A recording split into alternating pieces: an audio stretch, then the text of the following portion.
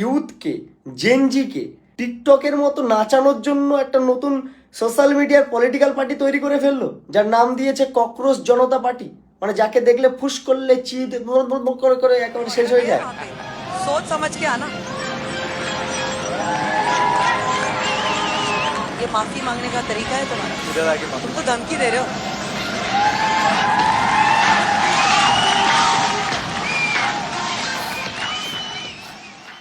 মানে দেশে কত বড় একটা নিট স্ক্যাম ঘটে গেল, প্রায় 20 থেকে 22 লক্ষ স্টুডেন্টসরা ক্ষতিগ্রস্ত হলো। এই সিস্টেমের উপর হতাশ হয়ে অনেকে আবার নিজের জীবনটাই শেষ করে দিল। কিন্তু এগুলো নিয়ে এইসব সো কল্ড ক্রিয়েটরদের মুখ বন্ধ।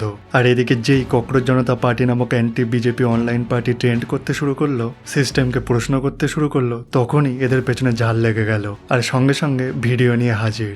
মানে আর কি বলবো। তবে নিট স্ক্যামে যদি আব্দুল নামক কেউ ধরা পড়তো আর সে যদি বিজেপি ছাড়া অন্য কোনো পার্টির মেম্বার হতো, তাহলে এই মালটা সবার আগে চলে আসতো সমাজে বিষ ছড়াতে। তো একটাই কথা বলবো, নিজের বিবেক বুদ্ধি দিয়ে সবকিছু বিবেচনা করুন, সমাজের বিষ থেকে দূরে থাকুন। আর এইসব পচা বিষের অ্যান্টিডোট কারা বলুন তো? আপনারাই, সমাজের শিক্ষিত সভ্য মানুষজন, যারা সরকারকে এই সিস্টেমকে প্রশ্ন করতে জানে, সেটা রাজ্যের এসএসসি স্ক্যাম নিয়ে হোক বা কেন্দ্রের নিট স্ক্যাম নিয়ে হোক। জয় হিন্দ।